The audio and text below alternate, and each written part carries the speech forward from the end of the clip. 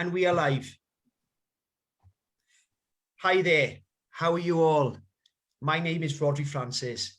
Basically, at the end of the day, the purpose of this live broadcast is about love and compassion. It's about love and compassion and justice, and that we all love everyone. And that's what it's all about, and to make sure that everyone is happy and that we live in a just society. Now, just want to say, yeah, as I said, my name is Rhodri Francis and I live in Aberystwyth.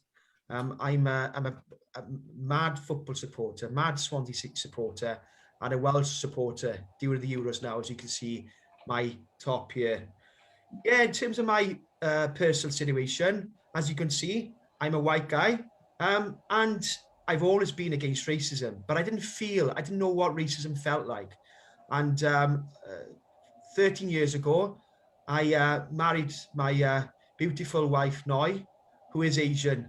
And to be honest with you, with what my wife has gone through and what she's gone through in the past and to this present day, you know what? I did not know what racism really felt like until I met my wife, Noi, and we had our beautiful daughter. Now, up until last year, as a family, we suffered in silence. The microaggressive sort of daily behavior of other people, which hurt us, but we kept quiet. And also direct racism, where we did nothing, you know, I did nothing. And I felt that maybe it's best not to say anything at all, you know, because we just did not want the hassle, or maybe I didn't want the hassle. But something horrific happened last year with the racist murder of George Floyd. Now, I was talking to a friend of mine, a black female who lives just outside Aberystwyth, and she said, for black people being killed every day, it's no news for them. It happens every day, and they know about this. It happens every day. But what happened with George Floyd is that it changed the course of history. You know, it tragically, you know, the racist murder by a police officer in America changed everything. And from that moment, when I read about that, when I saw what happened, I had a moment inside me and said, no more, no more. I will stand up for my family. I will stand up for my wife. I will stand up for my daughter. I will stand up for Black, Asian, ethnic minority people. And I will do anything I can to the best of my ability to ensure that racism is eradicated in society. And by doing that the last year, I met the most wonderful people. And as I speak, I feel as if I've got tears rolling down my eyes now as I speak. And some of these people are here today, and I'll just go through them in a little bit. But before I start, there's been a lot of talk about taking the knee. Just want to quote, instead of myself going on about taking the knee, I want to talk as a white guy. I don't want to talk about it. I want to talk about what Michael Richards said, a black ex-professional footballer who played for Aston Villa and Manchester City. And as you know, he's a Sky Sports football presenter. And this is what he said. There was a lot of debate, or should we take the knee and what have you, and is the novelty gone? This was a few months ago, and I'll read this. Look, the Premier League is one of the biggest leagues in the world. This is powerful words. Now, to some people who don't understand, even if you got the players taking it beforehand and go down the knee, people are going to start to ask questions. And yes, we all want more action. Of course we want more action. We want equality, but it's not going to happen overnight. So when people say they want more action, I'm with that, but this is something that's been happening for hundreds of years, and it's not going to change overnight. I think it's getting better. There's been so many people who've come out, not just black people, white people as well, and talked about issues that maybe a few years ago they weren't comfortable talking about. So yes, I agree it needs more action, but at the same time, if kneeling helps one person or change one person's mind, I still think it's the right thing to do. That was Micah Richards, ex-professional football player. I feel as if I got goosebumps reading that. You know, that's got me a bit cold. I know how the rest of the panel feel. But before I start, I just want to look at everyone here, and I want to introduce everyone. Patience Bentu, who's a wonderful friend, a wonderful person, and who also works for Race Council Cymru. How are you, Patience? I'm very well, thank you, Rhodri. Should the he? Dwi'n da iawn, diolch. Thank you very much. Brilliant. It's lovely to see you. And then I have on my right, the fantastic from Show Racism in the Red, from Stand Up to Racism Wales, Nimi Trivedi. How are you, Nimi? Are you on mute, Nimi? Yeah, sorry. Very well, thank you, Rhodri. And it's fantastic. Nimi has been a friend of mine and been fighting for justice for, well, as long as I can know, 25 years and more. And the amazing who helped me so much. Last year, when I went through a tough time, from Show Racism in the Red Card, Noam Davey. Shwd Noam? Shwd how are you? Rhodri, good evening. How are you? I'm well, thanks. It's lovely to see you. And the amazing Anne Wood, Cardiff City fan. One of my best friends and rivals on the pitch, united against racism. Absolutely. It's brilliant to see you. Nice to see you too, Rhodri. Hi, everybody. It's lovely to see you. And just to say, Rich from Jacks Against Racism and Fascism, he will be making sure the technical side is okay. And we've got a few other people just making sure that it all goes nice and smooth. So I've talked enough. And I'm just going to start basically, you know, well, I want to say how we feeling, and I've just read that. I start with you, Patience. How are you feeling, you know, generally with what I've read and, you know, reflection really on, you know, taking the knee, the anti-racism campaign, you know, from the other day, we had a really tough, powerful, emotional, painful chat. How are you feeling today, Patience? I know. There's a feeling of apathy, to be honest with you, a feeling of being fed up of what is going on. And, you know, just wondering when things will change for good, if ever they will.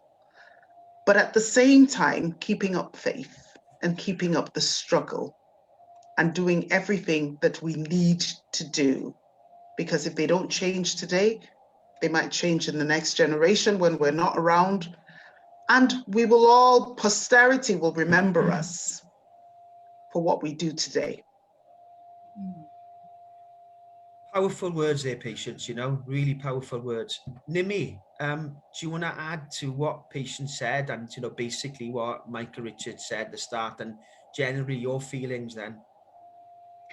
Yeah, well, first of all, solidarity to everybody who's watching and all the football fans and all the sports fans. And I think, yeah, we have to carry on. I feel, Rhodri, that the battle's not over yet. And I personally feel very inspired with the stance that the footballers have taken in taking the knee and in show of solidarity with racism. And we have to carry on the campaigning. We have to carry on building the biggest anti-racist movement in this country. And I think a lot of people hopefully would agree with us. So yeah, that's how I feel. Rhodri. Absolutely, you know, what you said, Nimi, you know, when I reflected what, you know, Michael Rich was saying, really, it is changing, things are changing. It's painful. At times it's uncomfortable. From my angle, from what I see it from, you know, from my family's angle, but things are going towards a direction, the right direction, though it's painful at times to get to that direction, you know, ensure that racism is eradicated. But I agree with you 100%. And Noam from Show the Racism in the Red Cards, how are you feeling? Hi, Rhodri. Yeah, I suppose it's a bit mixed, really. With Show Racism Red Card, we're heavily involved in grassroots football, and for every incident that happens and is big in terms of profile, and we see it in the media, there's hundreds that are not seen, that people don't know about, that voices aren't heard. And it's just a space, really, to send love and to those people and their families who are suffering, and that there is hope. And I think that's what to many people, that's what the Drop the Knee does symbolize. I will work with schools and young children. Some children are asking, why are they taking the knee? And then they're starting their journey from that point. Some people are asking, what are the issues, and asking those questions. And for many people, that's the start of a journey of understanding. So it's a very powerful symbol. And as we know, it dates back years and years with Colin Kaepernick bringing it to sport. But as we know, sport is a leveler and a powerful place to display stuff like this. And we saw the words of people bringing together when the Danish player who had a heart attack, and how precious life is, and how important it is to bring people together to enjoy sport from all walks of life. You know, absolutely. You know, we saw the scenes there with Christian Eriksen, and you know, we wish him well, and you know, and we thinking about him and his family, and the Danish football team, the Danish nation, and that's what it's all about. It's about togetherness, is it? It's about the diverse, unbelievable sort of what football does. It brings everything together, you know. And you know what? No, as you spoke, something went through a shudder went through my head and my heart in a way, because I was speaking to a person the other day, a black female who lives in Aberystwyth, and she's in her 20s, and I didn't know about this at all. I just didn't know. And she was saying the last few months, people have actually felt how it is for her as a black person, you know, and how things been through her life. And nobody's ever asked her that before. And it's horrifying, it's horrific, you know. But she was saying, you know, even though it's painful for her, she's talking about it. So if people say that taking the knee doesn't work, it's part of the, you know, the wider campaign, obviously. Well, the last year shows, you know, that it does work, you know, because people are talking about it. And, you know, education is a big part of that. And the work you do is fantastic, because something that a lot of people many years ago, many black and Asian people didn't go through. I remember a friend of mine, I know a friend of mine, every day he was racially abused, going to school by a group of school children by the side of the gates. Nothing was said, nothing was done. I can't even forgive myself today for it. I know, because I didn't do anything, I didn't say anything, you know. And it's something that I haven't spoken to that person to this day. One day I might do, but thanks for that. And Anne, how are you feeling? You know, unbelievable work. Oh, and I think I'm feeling hopeful because I'm a great believer in Together Stronger. I thought that was a really good message at the last Euros when Wales did so well. And I think it's part of what Stand Up to Racism is about, and what socialist movements are about. It's showing that together we can make a difference. And I think in a way, all of the debate that's gone on in the last week, months, years, it's bringing it to the forefront. And I think taking the knee has been a really important part of that. And I'm really proud that our Welsh players are still taking the knee.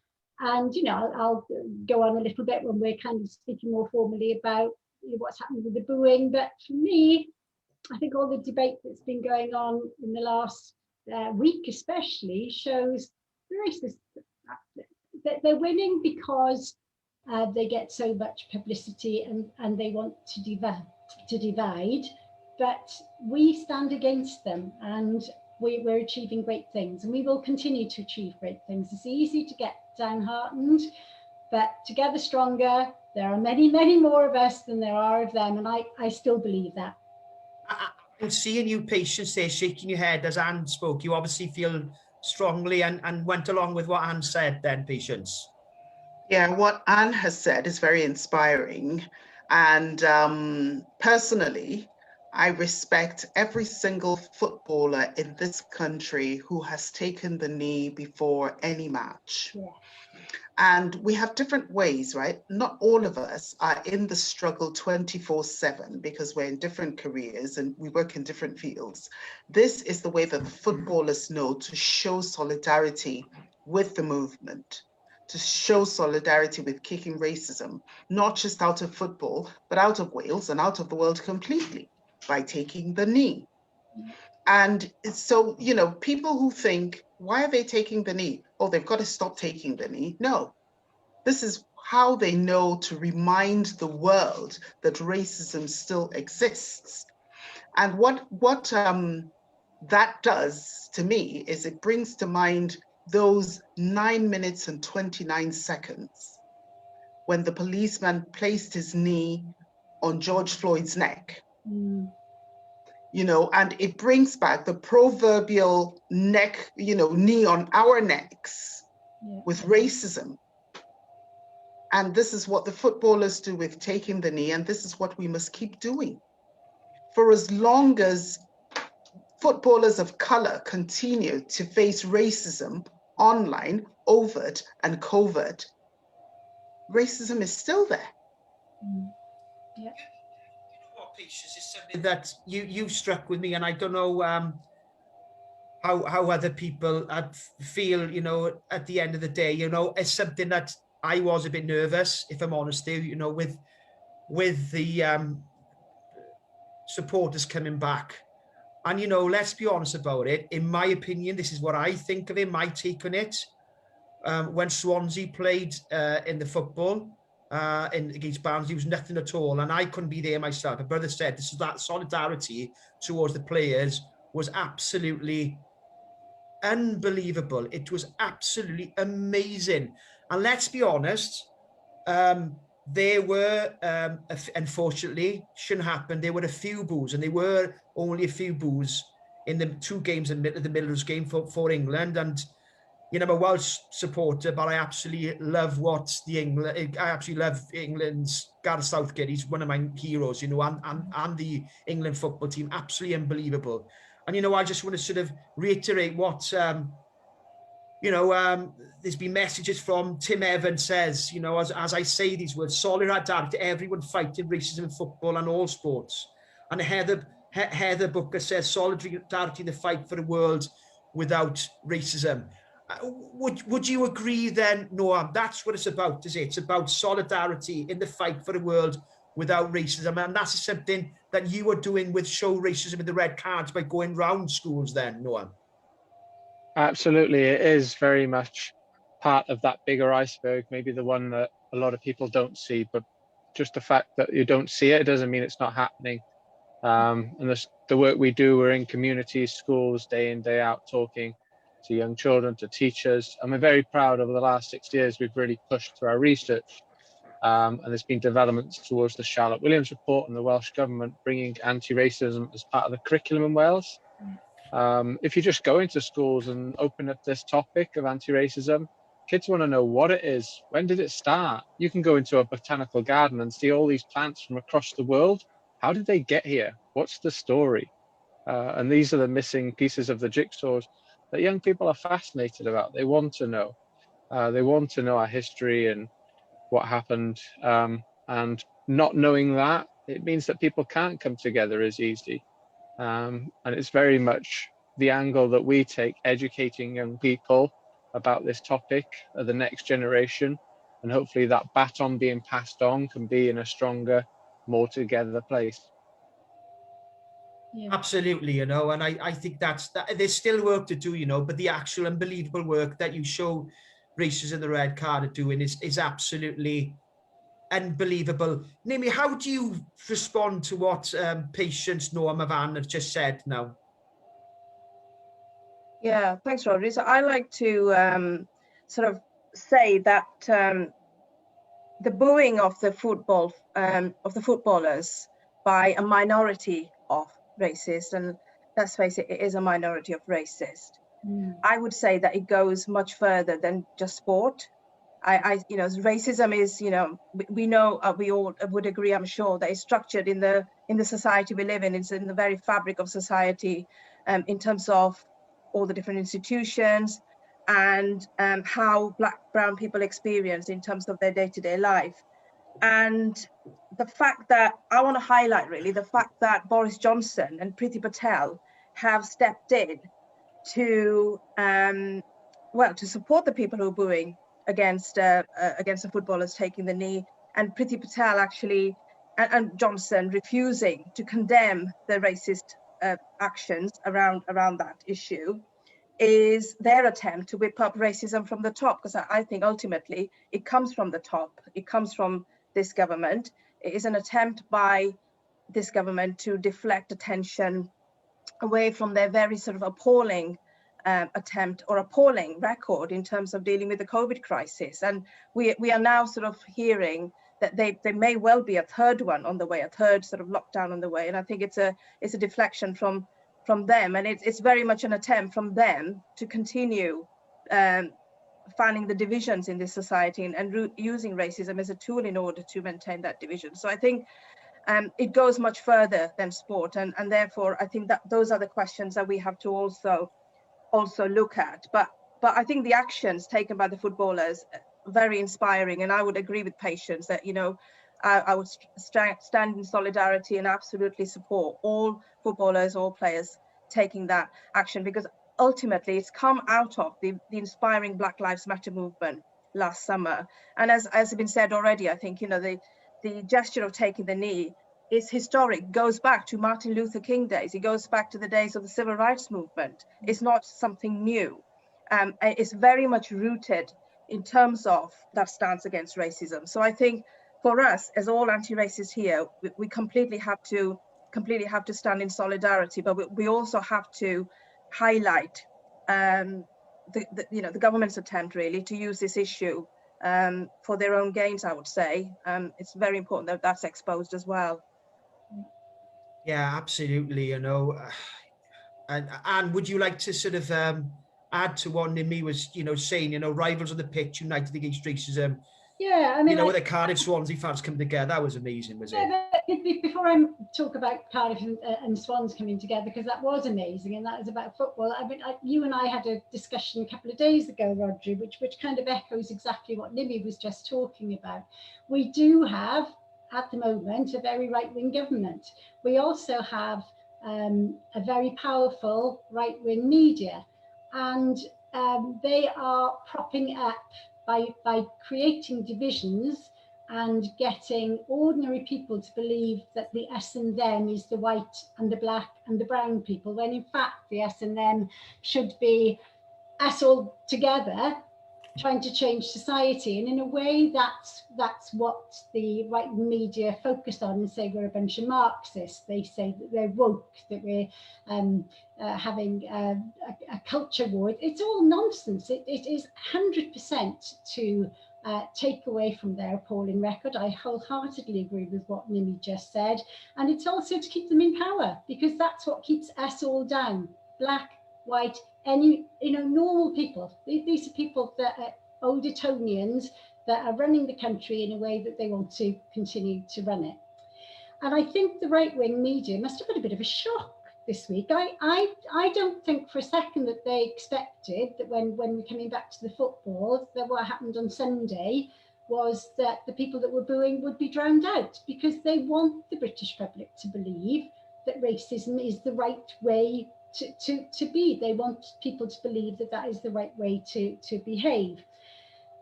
Well, we're not going to be complacent, you know, but I don't want to forget that we have made progress. I was listening to Nathan Blake on TV last night. I don't know if you saw Ellis's football programme.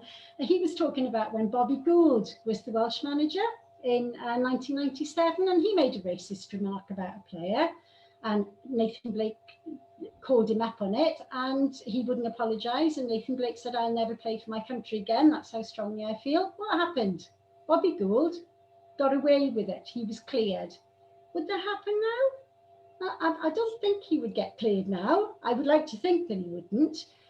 But closer to home, you know, we as a group stand up to racism here in Swansea. And yeah, you heard right, I'm a Cardiff City supporter, but I do live in Swansea.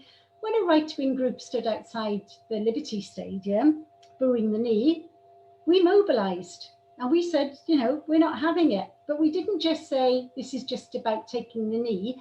We exposed them for what they were. We actually worked with other organisations and a journalist, and we all shared information that showed that they weren't just about saying that it's woke to take the knee, whatever that stupid comment is about woke, but actually they were Tommy Robinson supporters, they were Proud Boy supporters, to the extent that they were taken down from YouTube. And then following that, one of them decides that they're going to try and get into the council and tries to be elected at council. So we mobilised and we let the voters know that actually these people, they're not just against taking the knee, they are actually saying that they want black people to be treated worse than you are because you're white, which is nonsensical. And we mobilised and we took them on. And then to add to that, United Nations Anti-Racism Day happened to be on the Derby Day. So we worked with the Swans and Cardiff City, and we asked them to work with us and to make a statement. And I think it's these, and I'm going to read these words because I don't want to get them wrong. Huge rival clubs made a joint statement, and I think that joint is a really important word. And they said, racism and discrimination has no place in society, let alone football. So they're not just pretending it's football, they know it's a societal problem. They went on to say, we believe the game we all love has the power to influence, the power to make a difference, and more importantly, the power to change. And we all came together under the Rivals on the Pitch United Against Racism umbrella. That's a really strong statement, because it's not just saying it's about football, it is saying it's about a much wider issue than that. And football does have the power to change. And in a way, I think that's why I've been so passionate about the taking the knee and making sure that we are talking about that as a wider issue, because football gets through to ordinary people, and we need to let ordinary people know that they are being played by the right-wing media, they're being played by the right-wing government, and the us and them is them and us, not us and our fellow black, brown, whatever colour, whatever disability, and we all need to stand together. Absolutely powerful words there from you, Anne. Absolutely unbelievable. You know, while we're on that, with the booing, the actual tremendous, it was just unbelievable. I didn't hear any booing in the Croatia game at all. When England played, there was nothing at all. And the right-wing media went quiet, didn't say it, nothing at all. The Daily Mails and the Daily Expresses. And while I'm live on some people may think I've been quiet, some people think that I've been loud or whatever. I don't care. At the end of the day, and I will say this, is something that's been on my system for a long, long time. And many of you, my family were threatened by the far right after a radio station program I went on in January. You did not beat us. The people of Swansea City Football Club and the supporters I had, the support I had from the club, from Cardiff City and from other clubs was just absolutely unbelievable.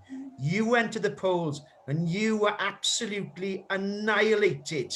The Welsh people and the people from around the world have said no, I will reject you time and time again. So thanks for us to remind us about that and important words.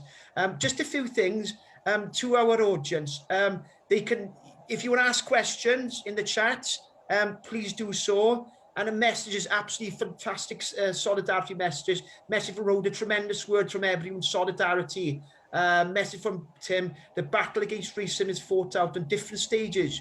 Right now, the site of battle, among other places, is in football. Noam, I mean, you were a sports person yourself. Would you believe, you know, sport has a very important role to play, you know, in education? And how do you think that that's worked out the last few years, especially the last 12 months or so then, Noam? Yeah, very much so. And it's often a misconception with our charity. People think that we work in football, mix us up with Kick It Out, but we're an educational charity. But what we've realised and harnessed with sport is that high profile nature. When Gareth Bale wears the T-shirt saying "Show Racism, Red Card," it would take me my whole career to see as many children and with that T-shirt on. It's such a strong message. They're role models. People look up to them, and the messages that they share or the things that they do are copied, the good and the bad. So it's so important that we get these messages out through football, and as well through that, it's important for young children and people who are speaking out about experiences like we've had Sterling and other footballers who've opened up and said, no, it's not okay, it's not enough, I'm doing my job, and people are saying this and that, and young people are having a space to see this, to understand this, to make their minds up about this, and grow as individuals into the world that's in front of them, not a fairy tale that we often get from Disney films. And, I mean, with sport or what have you, Noam, I mean, I remember, the old story in the First World War when it was Christmas Day. And what happened with the German soldiers and the British soldiers, they had a day, if I can say, a day off, and they were all playing football together. That just something that sort of, that's so powerful what you were saying. Patience, I'd like to sort of see if you reacted to this, and it's something that Anne and myself talked about the other day. Heather Booker says, the government have been telling us for years that it's people of colour who cause problems, but it's the government who allow high rents and poverty wages and close hospitals, etc.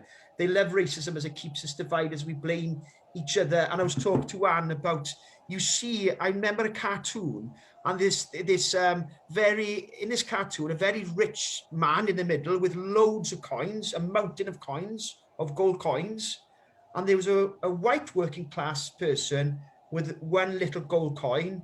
And there was the black gentleman then with no coins at all. And the man in the middle, the rich man in the middle, tells the white working class person, that person there is trying to steal your one little gold coin. And that's really reflected what Heather was saying, really, Would you agree then, Patience? Well, you see, this is the position that people's misconception or racist misconception have placed Black people.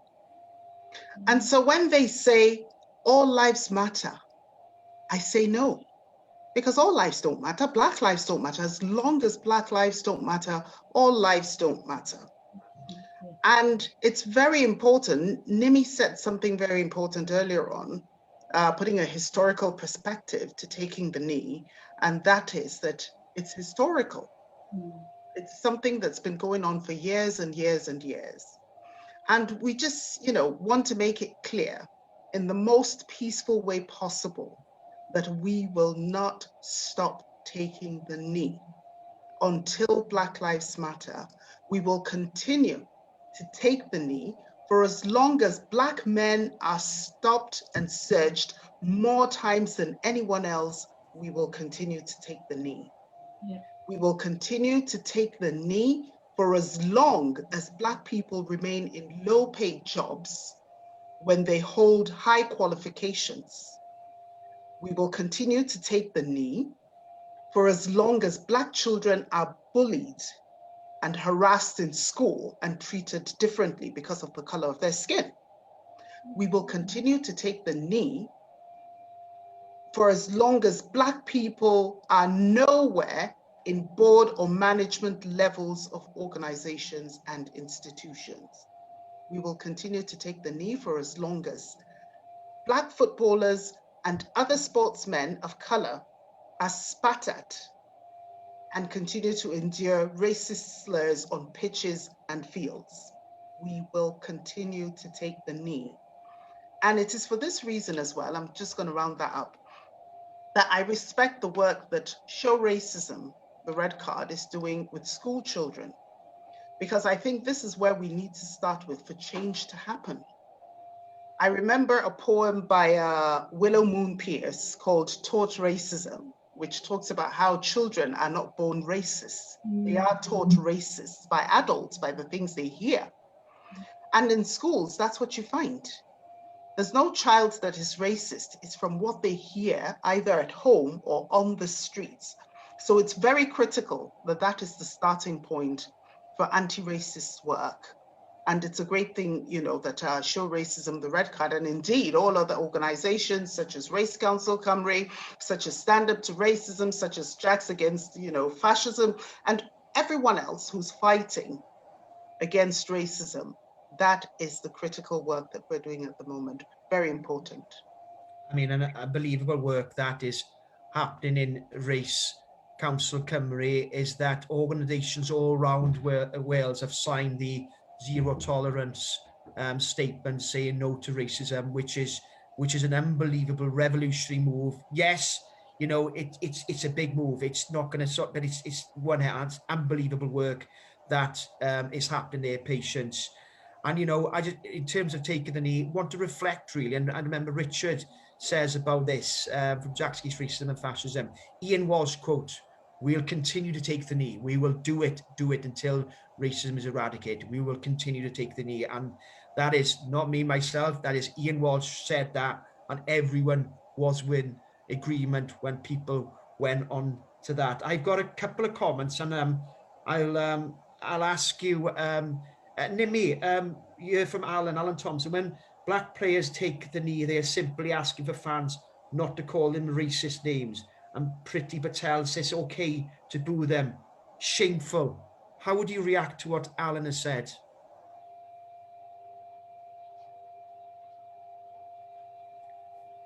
No, absolutely shameful. I think, as I was saying earlier, Rhodri, that the fact that Boris Johnson and Priti Patel have refused to condemn the small minority of racists booing players taking the knee is not just about the fact that they've refused to condemn it, but in the process they are emboldening the far right, the minority of people like Tommy Robinson and other people who have tried to attempt to grow the far right movement in this country and stoke racism even further.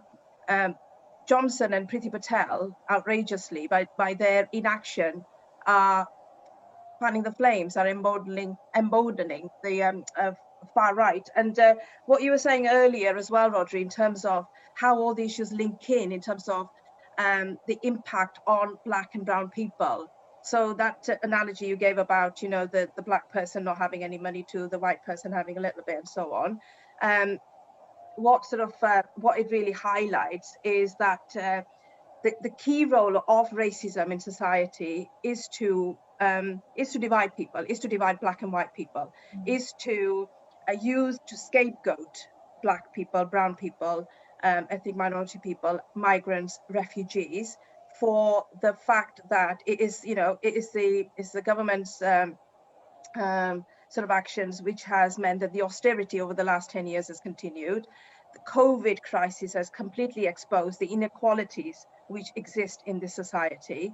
The fact that it's the black people who have died disproportionately in as a result of COVID because of inaction again from this government.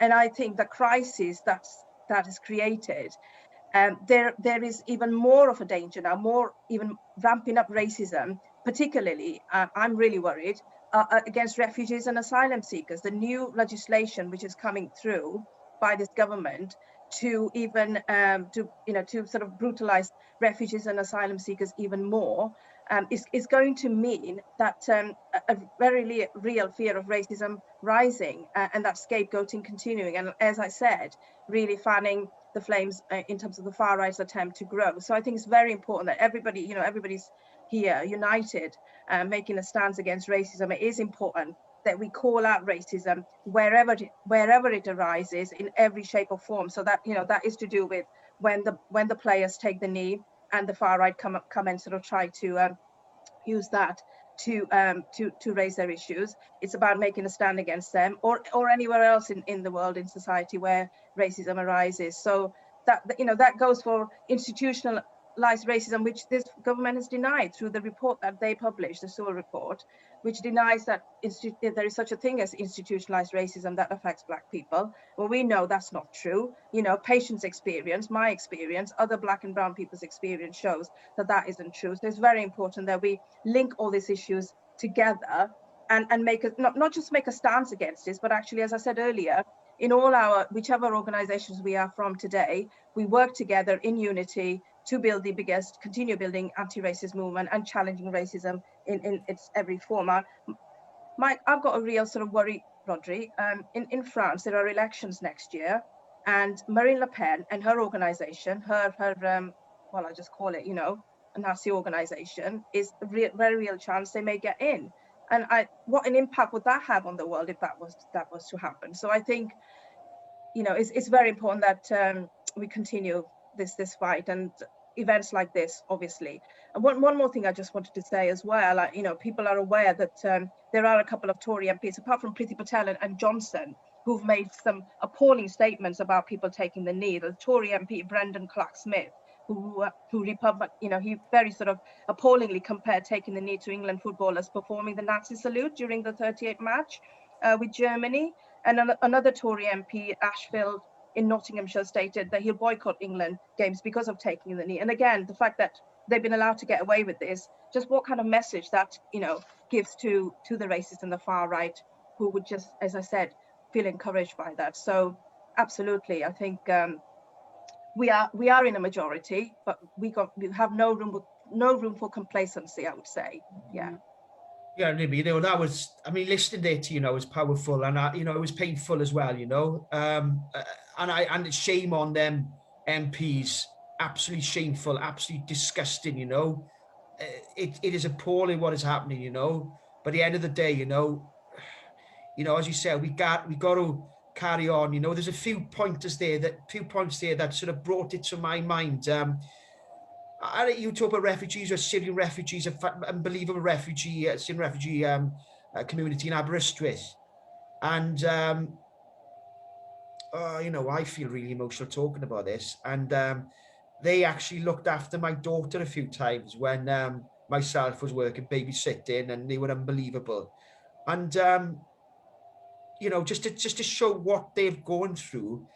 One of them was speaking to Noam and was saying basically, well, just said in a comment, because she didn't talk about it before. She just didn't want to talk. She told to Noam, my wife, and said, you know what, my mum and dad have died, and I don't know what's happened to my brother.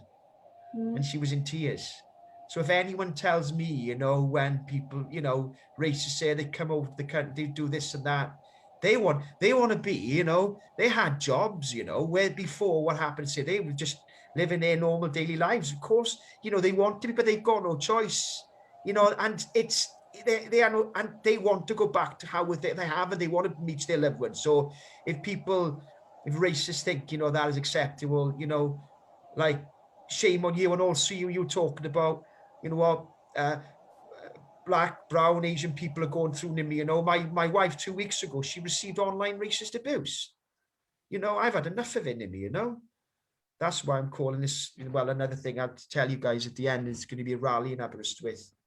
But and I just want to, there was, you know, reflecting what Nimi and Peisha were saying. There is, I just want to see if you react to this. I message here from Tim. I can remember when the far right had a free run at football matches. It was a major recruitment ground for the fascist. Yeah. But the BLM movement and Take the Knee has changed all that. And there are more of us than there are of them. And you say that to me every time, man. How would you want to sort of add to what Tim says there? Well, I think that's right, and I think we have to make sure that the far right don't run football again. You know, I can certainly remember plenty of leaflets for the far right being sold in Swansea outside the old vet, and that cannot happen again. But again, trying to link to some positives. Look what Swansea have done with Richard and yourself and Gordon, and you know, Jack's against fascism and racism. They're actually working with us. Cardiff and Swansea saying they want to work with us on an ongoing basis.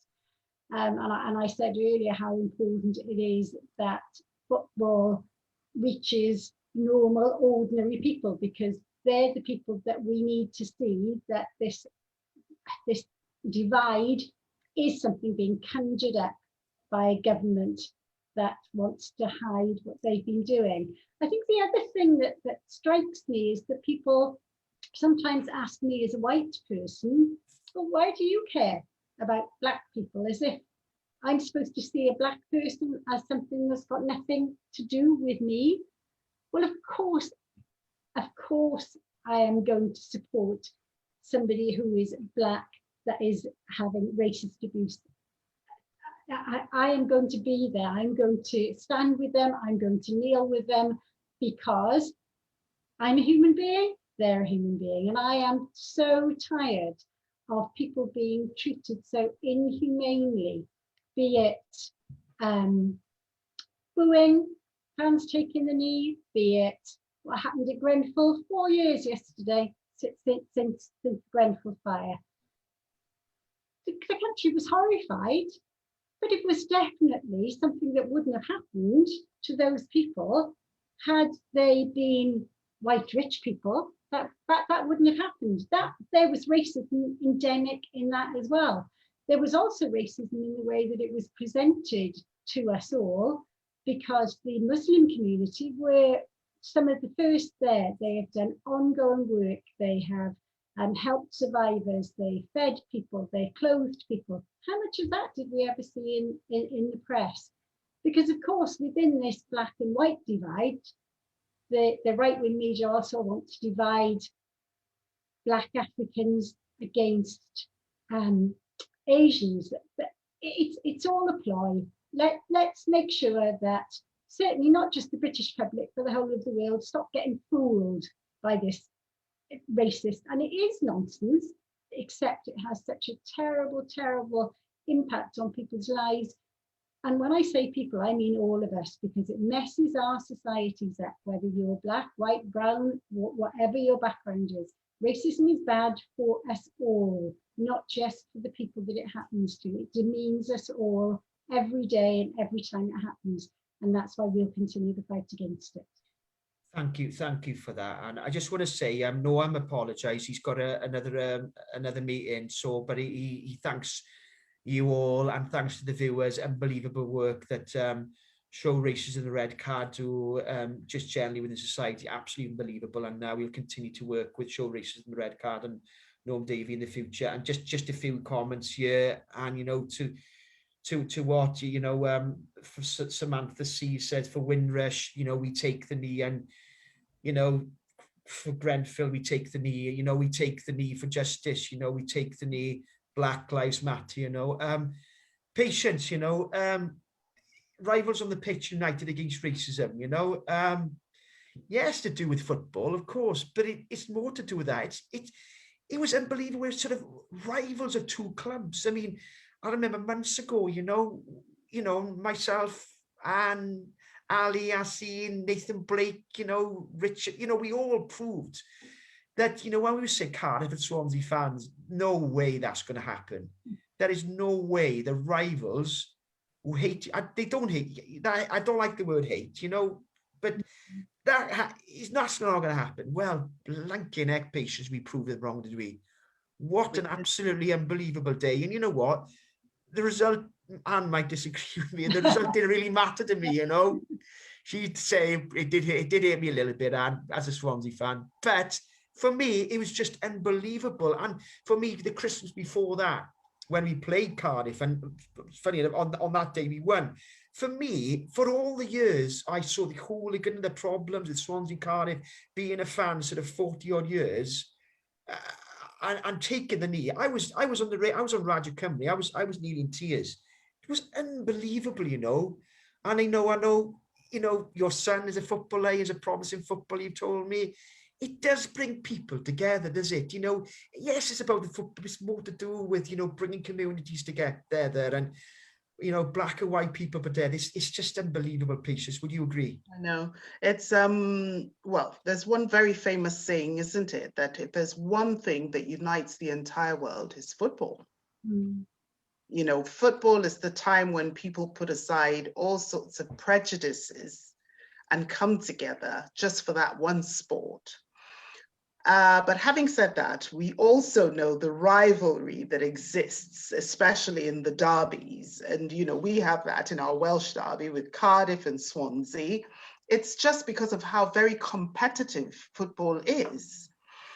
But to see those two teams come together on that day and put aside their rivalry and just take the knee in one spirit with one intention to kick racism, not just out of the sport, but out of Wales, was very emotional for me, And when I looked at that, in that moment, I saw my son. And I said to myself, they're doing this for my son, because he's a little black boy, plays for a local club in Swansea, and just recently started playing for an academy as well. And then you start to think, well, what future? If I look at what's happening to Raheem Sterling and Rashford, the kind of abuse that they get, I just think, oh, has my son made the wrong decision playing football? Should he be doing something else? But this is his passion. And why should anybody stop him from doing that? So just watching these rivals on the pitch take the knee you know, just gladdened my heart. It brought tears to my eyes, but it gladdened my heart. There were tears of joy because I said they're doing this for the future of boys like my son and the future of young Black girls as well who are coming into football, you know, and we just hope and pray and, you know, work towards a Wales and a world where there will be no racism, zero tolerance to racism. Absolutely, you know, and you know, it's something that, you know, and you said, Nimi, you know, and you know yourself, you Martin, you were massive. That video was so powerful. We had messages from all around the world, you know, from Thailand, places like Thailand, Australia, with videos, you know, there were prominent political people and also, you know, fans from Swansea, Cardiff, from other clubs. It was a monumental, unbelievable occasion. And not just that as well, bringing the Swansea and Cardiff teams together, having meetings and Zooms and having a laugh. And it was even the little things like that was just unbelievable, you know, and just talking as human beings. And it was unbelievable, Nimi. And that was a massive moment for me. That was one of the most powerful moments in football for me. People talk about, you know, I'm sure you'll agree, and, you know, when Cardiff got promoted or when Swansea got promoted or this and that and going to Wembley, of all the things, the one that topped me off for me was said that I never see in my life was Swansea and Cardiff unite as brothers and sisters in the fight against racism. Would you agree, Nimi? Absolutely agree with that. So on that, I'm just going to say that Stand Up to Racism has launched a statement condemning the government's inaction, failure to oppose the booing of the England team and supporting their anti-racist stance, and condemning all football players' stance to take the knee. So I'd really encourage people, whoever's watching this, to go on the Stand Up to Racism Facebook page and look up the statement, share that statement, sign the statement. It's been signed by a whole number of union leaders, campaigners. So it's really about expressing solidarity. As I said, it started by saying solidarity with those teams who show their opposition to racism by taking the knee at the Euro 2020, and forcefully, from our point of view as anti-racist, you know, we are condemning this government in terms of their inaction to condemn the racists. So please, you know, do that. Read the statement, share the statement, sign the statement. Thank you for that, Nimi. We come in, we got 7 minutes towards the end of our session, but just something that you just added on, Nimi, to what you were saying, really. And unfortunately, you know, it's about Scotland. They didn't take the, wasn't aware of this, Alan. They didn't take the knee against the Czech Republic, but at least they'll take the knee against England and France. It isn't good enough that they take, but I just want to say this is the sort of, you know, an example of where I did a personal podcast the other day, and I thought that I'd never do this in my life, about when England play Scotland. I as a Welsh person, you know, when it comes to football, rugby, you don't support it, but I will be supporting England against Scotland, right? And it's nothing to do with supporting English, it's supporting the anti-racism cause. It's nothing about being anti this or pro, it's about pro the anti-racism movement. And I explained that through the medium of Welsh. And I was a bit nervous because there are people who speak to the medium of Welsh, you know, they are skeptical about speaking English. And the response I had were from people who support, you know, not that I'm a political for support Welsh depends for our, well, you know, Welsh, they was just unbelievable. They all supported what I said. Not one person condemned me. It was just unbelievable.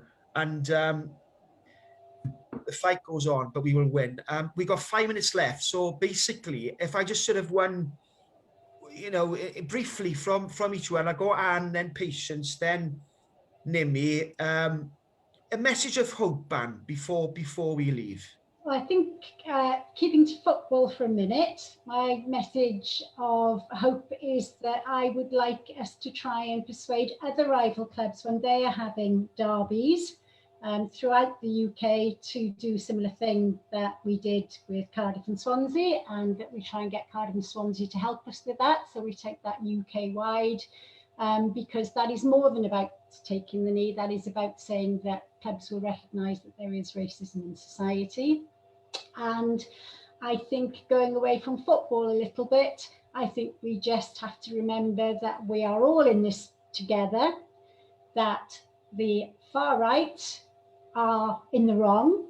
We are on the side of justice and morality, and there are many, many more of us than there, as I've already said before, and we will keep fighting, and we will make sure that we will try and make positive change wherever and whenever racism or anti-discrimination raises its head. And I stand in solidarity with you all.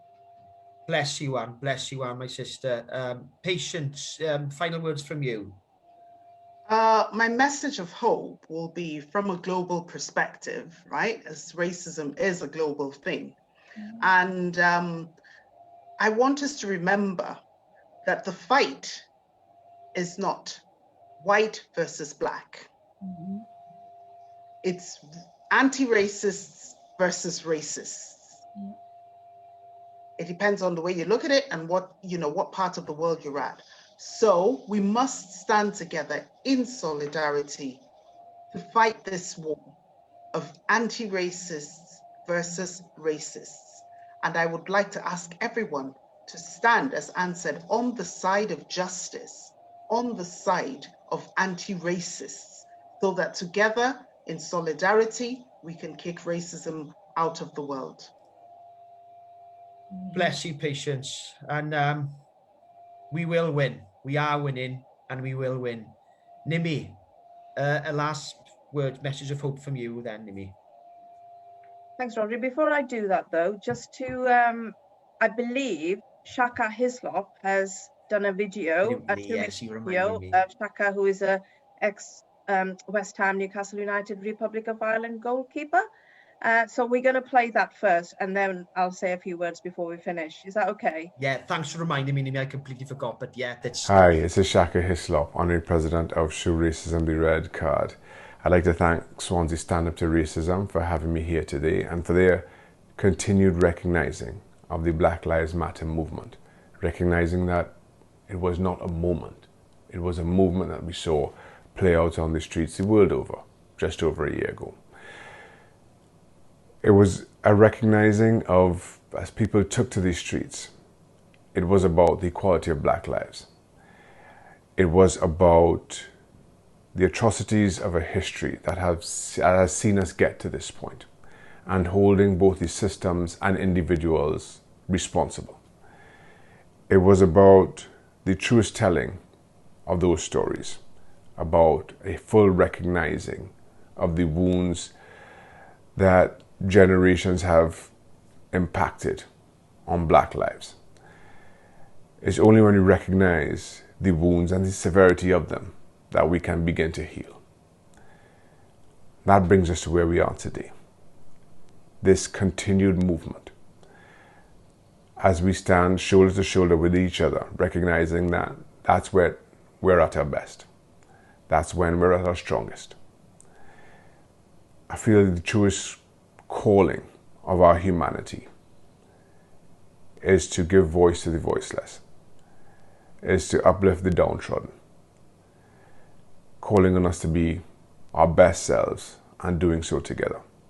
And that's why we're here today, asking each other to be our best selves, asking each other to deliver on our truest human calling. For that, I am forever grateful to you, to Stand Up to Racism, for all that you continue to do, and for this journey that's only just started, but we'll go further together. Thank you. Unbelievable words. I'm so glad that you did that in the end and made sure that Shaka, absolutely fantastic words. I'm not going to add to that. I've spoken enough. I think we might